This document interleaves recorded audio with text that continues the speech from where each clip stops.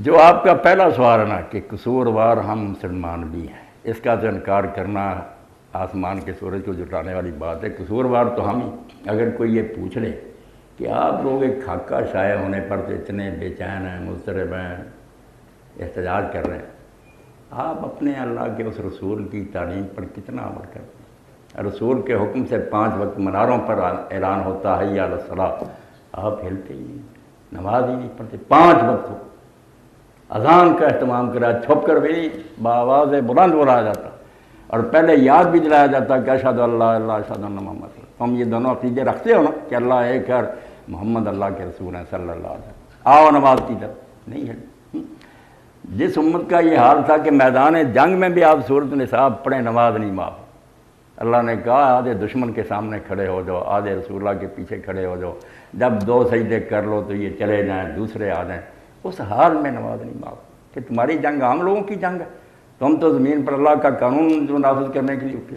تو جب اپنا حال یہ بچی بشرا مر رہی ہے، لوگوں کی کوٹھیاں پاس ہیں، کسی نے خبر نہیں لی، کوئی آدمی جو ایسی تنظیمیں نہیں حکومت بناتی، اگر محکمہ زکوٰۃ بنا اس میں کرپشن کچھ نہیں، لوٹ کر کھا گئے ناظم اور دوسرے سب حرامی، جو انہوں نے سمجھا یہ خانے یغما لوٹ کا مار ہے، غریبوں کو نہیں دیتے، 1000 لکھتے ہیں اور اس کے آگے ایک اور صفرہ ڈال دیتے۔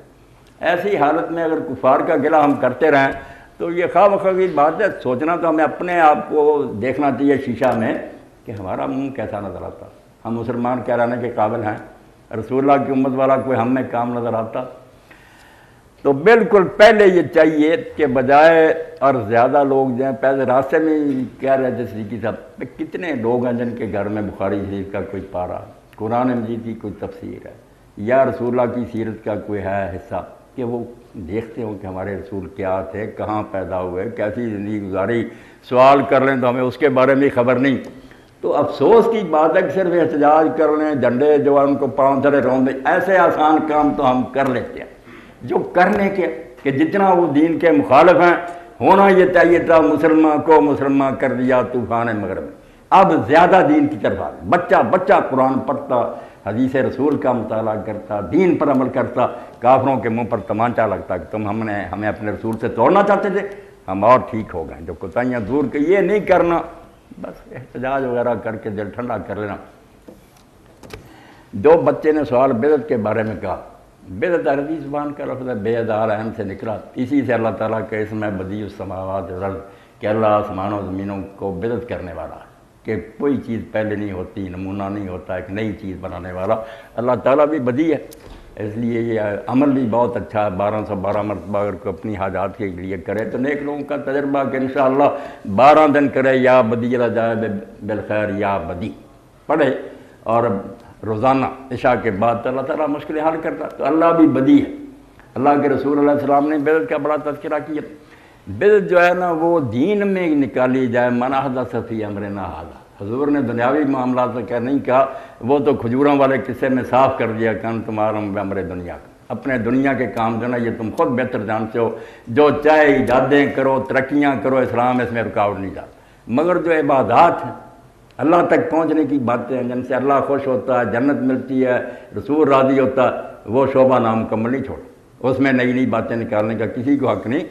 وہ اس کے بارے میں آپ نے بتایا کہ ہمارے اس کام میں دین میں، اس لیے 2 لفظ الگ الگ یاد رکھیں، ایک اقترابات ہے اللہ کا قرب حاصل کرنے کی، اس کی پہچان کیا کہ غیر مسلم آپ کے ساتھ شریک نہیں ہوگا، ہندو سکھوں کا ہمارے ساتھ مل جاؤ درود شریف پڑھنے میں نماز نہیں آئے گی، اور اگر جہاز پر سوار ہونا ہے، انہوں کی استعمال کرنی ہے دوسرے، یہ سارے کریں گے۔ یہ ارتفاقات دنیا کی زندگی کو آسانی سے گزارنے، اس میں کوئی ترقی منع نہیں، نئی سے نئی چیز نکالے، اس کا بدعت سے کوئی تعلق نہیں، نہ یہ ناجائز ہے۔ اقترابات جو ہیں قربت اللہ کی باتیں، ان میں اگر کہتا ہے کہ رسول اللہ اس میں بھی دین نامکمل چھوڑ کے ہم کسر پوری کر رہے ہیں، تو یہ دین میں بہت بڑی بے ادبی شمار ہوئی۔ شرک کے بعد سب سے بڑا جرم کہا گیا کہ تم دین میں امینڈمنٹ کرتے ہو، اللہ کا رسول دین بھی نہیں پورا دے کے گیا، الیوم اکملت لکم اعلان ہو گیا کہ دین آج پورا ہو گیا۔ دین میں نہ نکالو، دنیا میں جتنی چاہے ویرائٹیاں نکالو، ترقیاں کرو، یونیورسٹی نئی سے نئی چیزیں بنائے، بسم اللہ دی۔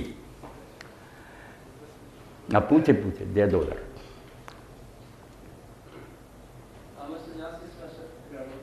جی آپ نے فرمایا کہ جو ہے نا اس نے جو آئے نہیں کہ آج کے دن جو ہے دین مقبول ہوگا، اس میں آپ کوئی چیز نہیں کر سکتے، لیکن اذان جو ہے اس اس کے اندر جو ہے نا صبح کے وقت ہم پڑھتے ہیں کہ نماز کے لیے نماز نہیں سے بہتر ہے، ٹھیک ہے نا. یہ حضرت عمر رضی اللہ عنہ کے دور کے اندر آپ نے اس کو جاری فرمایا تھا. اسی طرح جو ہے نا یہ جو تراویح پڑھتے ہیں ہم، یہ بھی جو ہے نا 20 تراویح تو آپ صلی اللہ علیہ وسلم سے کوئی ثابت نہیں کہ آپ نے پورے 30 دن نماز پڑھی ہو. یہ بھی بعد میں کہتے ہیں حضرت عمر کے دور میں شروع ہوئی. اس کے بارے میں آپ کا کیا؟ یہ دونوں مثالیں جب بچے نے دی نا بہت اچھی بات ہے. اس طرح ذہن کلیئر کرنا چاہیے کہ یہ باتیں بھی دین کی ہیں. اب یہ کہ الصلاۃ خیر من النوم، اگر تو بات بیٹا یہی ہے کہ یہ حضرت عمر رضی اللہ عنہ نے اپنے دور میں شروع کیا، جیسے امام مالک نے بھی ایک روایت لکھی ہے، مگر اس کے بارے میں یہ جاننا چاہیے ہمارے ہاں جو ہے نا علم روایت یا حدیث یہ ایک سائنس ہے، بڑی محنت ہوئی ہے اس پر. افسوس یہ ہے کہ مدرسوں میں بھی اس کا اہتمام نہیں، لڑکے بھی بس کتاب پڑھی اور سنانے لگے کہ مشکات میں ہی آیا فلاں میں ہی آیا. باقاعدہ جو ہے نا اس پر ڈھیروں کتابیں ہیں کہ کون ہے اس کو بیان کرنے والے، لکھنے والے نے کس سے لیا، اس نے کس سے لیا، یہ آپس میں ملے ہیں، ان کے حافظے کیسے ہیں، ان کی دیانت کا کیا حال ہے، کس عمر میں ملاقات ہوئی. یہ کتنا علم ہے کہ جب آدمی پڑھتا ہے نا تو سوائے اس کے کہے کہ یہ اللہ کے رسول علیہ السلام کا معجزہ، آخری نبی تھے، اس لیے اللہ نے آپ کے ایک قول کی حفاظت کے لیے بندوبست کیا. یہاں ملاوٹ نہیں ہو سکتی. ملاوٹ کی ہے لوگوں نے بہت ہے، وہی ممبروں پر لوگ سناتے رہتے ہیں، ٹی وی پر بھی آ کر بڑے بڑے ڈاکٹر سناتے ہیں، حدیث کہتے ہیں، مگر کوئی نہیں پوچھتا کہ ڈاکٹر صاحب اس کے آگے لکھا ہوا کہ جھوٹی ہے بات. یہ پوچھنا شروع کر دیں تو انشاءاللہ مسئلے حل ہو جائیں. تو یہ حضرت عمر رضی اللہ کے بارے میں جو ہے نا کہ وہ سوئے رہ گئے، مؤذن نے آ کر ادب سے کہا کہ الصلاۃ خیر من النوم یا امیر المومنین، تو آپ نے فرمایا یہ کلمہ تو بہت اچھا، اس کو آپ نا اذان فجر میں رکھ دیں. یہ بیٹا اتنی مستند نہیں ہے، ان ویلڈ ٹریڈیشن ہے، نہیں صحیح. اس کے مقابلہ میں دوسری روایتیں جو ہے نا اس میں آتا خود حضور کے زمانہ میں ہوتا تھا، آپ نے ابو محذورہ کو اس کی تعلیم دی. اب جو تو کہہ رہے ہیں نا بچہ، وہ حضرت عمر رضی اللہ کے کہنے پر نہیں کہہ رہے، رسول اللہ کا انہیں ملا حوالہ، وہ آپ لے رہے ہیں بے شک مجھے. جنہوں نے یہ سمجھا، جیسے امام شافعی رحمۃ اللہ علیہ اسی نتیجہ پر پہنچے آخر میں کہ یہ حضرت عمر کی ایجاد، انہوں نے بیٹا چھوڑ دی، بلا جھجک چھوڑ دی کہ اذان میں نہ کہا کرو، یہ الگ کہتے پھرو، کیوں اذان میں اضافہ کرتے. اتنے بڑے امام نے محمد ابن ادریس نے کہا اگر عمر رضی اللہ کا یہ ہے نا، یہ ہم نہیں ان کو حق دیں. اس لیے کوئی بدعت کا جواز نہیں، نہ کوئی نکال سکتا. اب تراویح آپ نے پوچھی، اس کے بارے میں جو پڑھتے ہیں اہل سنت وہ کہتے ہیں کہ رسول اللہ نے پڑھی، بعد میں چھوڑ دی اس لیے کہیں فرض نہ ہو جائے. حضرت عمر رضی اللہ نے اپنے زمانہ میں دیکھا کہ یہ لوگ کوئی ایک ایک دو دو پڑھتے ہیں، کوئی اکیلا اکیلا پڑھتے ہیں، انتشار ہے، ایک ہی مسجد میں ٹولیاں بنے تو کیوں نہ ان کو ایک امام پر اکٹھا کر دیں. انہوں نے ان کو کر دیا اور 8 ہی تراویح حضور پڑھتے تھے. 8 کا حکم انہوں نے دیا، بالکل ایسے ہی حدیث نے کہ دونوں قاریوں سے کہا ان یقوم علی الناس ب11 رکعت. حضور جو 11 رکعت تہجد کی پڑھتے تھے نا، وہی یہ نماز ہے. اول وقت پڑھ لیں تراویح کہتے ہیں، پچھلے وقت پڑھیں تو اس کو لوگ تہجد کہتے ہیں. نماز ایک ہی قیامت ہے، دو نہیں. اس لیے آپ نے جب تراویح پڑھی تہجد نہیں پڑھی، تہجد پڑھی تراویح نہیں پڑھی، ایک نماز 11 رکھتے. حضرت عمر نے بھی یہی کیا. صرف جو الگ الگ پڑھتے تھے وہ حضور کے 3 دن پڑھنے سے، لوگ بھی جماعتوں سے پڑھتے تھے مگر کچھ اکیلے اکیلے، کچھ جماعتوں سے ایک جگہ کر دی. بعد میں جو لوگوں نے بڑھا لیا، حضرت عمر نے بیس نہیں کی، نہ حضرت علی نے، نہ حضرت عثمان نے، کوئی روایت نہیں. لوگوں نے بعد میں یہ بڑھا لی اس لیے کہ قیام ہوتا تھا لمبا. 8 رکھتے جو 100 رکعت 100 آیت قاری تلاوت کرتا تھا، ٹھہر ٹھہر کر، رک رک کر، لاٹھیاں لے کر بغلوں میں لوگ کھڑے. انہوں نے کہا یار یہ فرض نماز تو نہیں نا کہ اس میں اضافہ نہیں ہو سکتا، نفل ہی ہے نا، نفل دن رات میں جتنے جی چاہے پڑے، اس لیے رکھتے ہیں بڑھا دو، جلدی جلدی رکوع سجدے اور ٹانگوں کو ذرا نا آرام مل جائے. بڑھنی شروع ہوگی 16 20 24 28 32 36 تک تو امام مالک کے زمانہ میں پہلی صدی میں ہو گئی. تو لوگ یہ مانتے ہیں، اب بھی مانتے ہیں، بڑے بڑے حنفی اور دوسرے علماء کے سنت 8 ہیں، باقی نوافل. یہ ہے حقیقت اس بات کی. یہ اس بدعت میں نہیں آتا کہ دین میں بالکل ایک نئی چیز ہی اپنی طرف سے گھڑی، خود حضور کی پڑھی ہوئی. جی ہاں ادھر بھی دینا بھائی سوال کر ماشاء کامیاب کرے اللہ پاک. جی میرا سوال حضرت یہ ہے کہ بہت سے دوست یہاں سے بی ایس سی یا ایم ایس سی کرنے کے بعد جو ہے نا جا کے بینک کی جاب کرتے ہیں، تو ہمیں جو ہے نا سود کا جو ہے وہ مفہوم واضح نہیں ہے. آپ ایک تو ہمیں سود کا مفہوم بتا دیں اور یہ بتا دیں کہ اسلام میں زیادہ سے زیادہ لیمٹ کتنی ہے منافع کی، کتنا زیادہ منافع لیا جا سکتا ہے.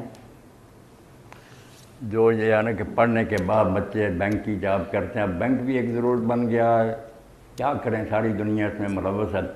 جب تک کوئی ایسا ہمیں اختیار نہیں حاصل ہوتا پوری دنیا پر کہ ہم اس سود کو ختم کر سکیں، کسی ایک علاقے میں ختم کرنا ممکن نہیں۔